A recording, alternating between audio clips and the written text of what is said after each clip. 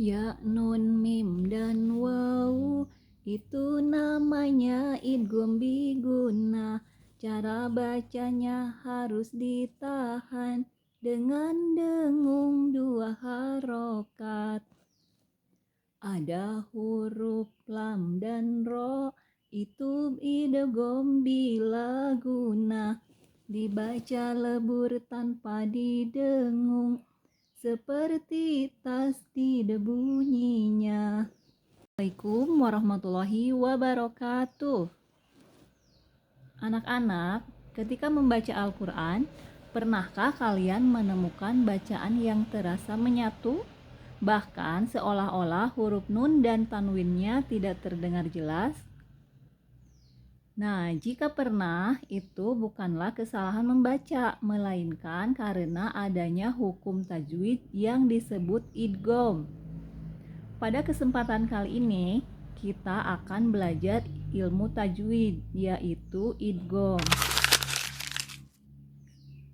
Idgham secara bahasa berarti memasukkan, sedangkan secara istilah, idgham adalah melebur bacaan nun sukun atau tanwin ke dalam huruf setelahnya, sehingga dibaca menyatu. Artinya, ketika ada nun sukun atau tanwin, lalu setelahnya bertemu huruf tertentu, maka bacaan nun atau tanwin tersebut dibaca tidak jelas, tetapi dilebur. Huruf idgham ada 6, yaitu ya, ro, mim, lam, waw, dan nun. Agar mudah diingat, keenam huruf ini disingkat dengan kata yarmalun. Namun, cara bacanya tidak semua ya, karena idgham terbagi menjadi dua jenis, yaitu idgham biguna dan idgham bilaguna. Idgham biguna adalah idgham yang dibaca dengan dengung, sekitar 2 harokat. Huruf-hurufnya ada 4, yaitu ya, nun, mim, dan waw. Sekarang kita perhatikan contoh-contohnya ya. 1. Nun sukun bertemu ya. Pada kata man terdapat huruf nun sukun, lalu bertemu huruf ya. Maka nun sukun tersebut dilebur ke huruf ya dan dibaca dengan dengung. Contohnya, famayyamal. Yang kedua adalah tanwin bertemu huruf nun. Perhatikan lafaz berikut ya. Kata amilatun memiliki tanwin lalu bertemu huruf nun. Tanwin tersebut dilebur ke huruf nun dan dibaca dengan dengung, menjadi amilatun nasibah. Yang ketiga, nun sukun bertemu mim. Nun sukun bertemu huruf mim, maka dibaca menyatu dengan dengung. Contohnya, hablum mim masad. Selanjutnya adalah tanwin bertemu huruf waw. Perhatikan lafaz berikut ya. Huruf tanwin bertemu huruf waw, maka bacaan tanwin dilebur dan didengungkan.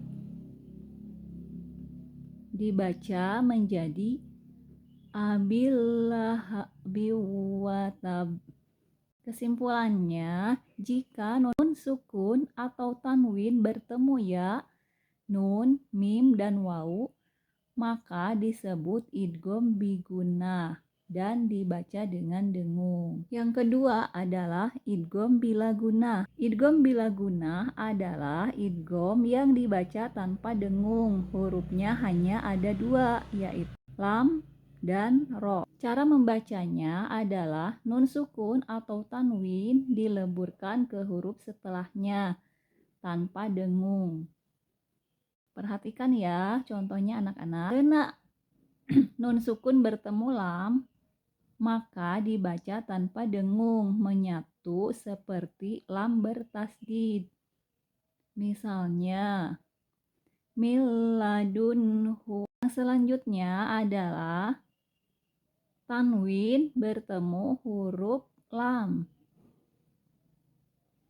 Huruf asalnya adalah rizqon lakum. Karena tanwin bertemu huruf lam, maka dibaca tanpa dengung. Jadi dibacanya adalah rizqon lakum. Yang selanjutnya adalah nun sukun bertemu huruf ro.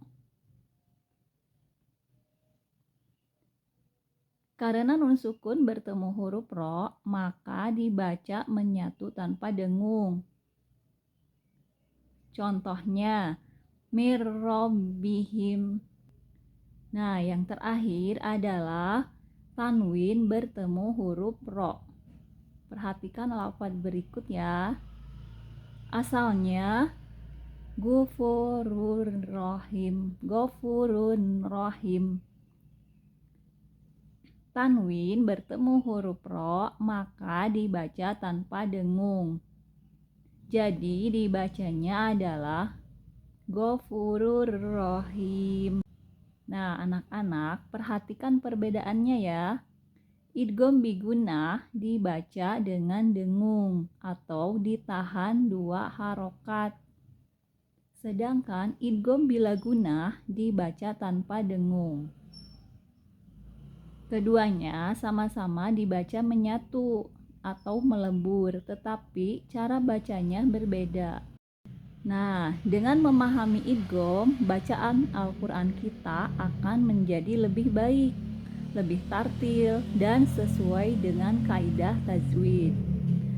Teruslah berlatih dan jangan ragu untuk memperbaiki bacaan Al-Quran, karena setiap huruf dari Al-Quran bernilai pahala. Terima kasih sudah menyimak ya anak-anak. Wassalamualaikum warahmatullahi wabarakatuh.